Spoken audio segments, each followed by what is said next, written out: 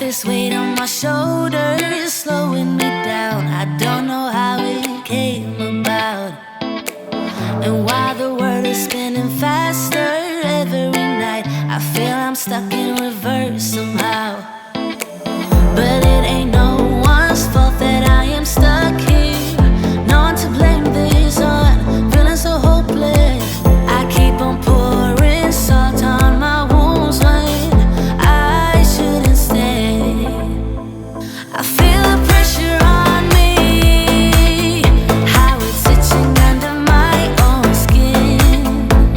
It's getting real hard to breathe. I gotta move on right now.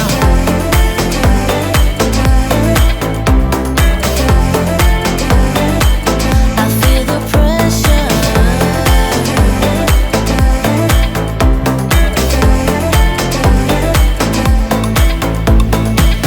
A force of habit to point at another mistake, but too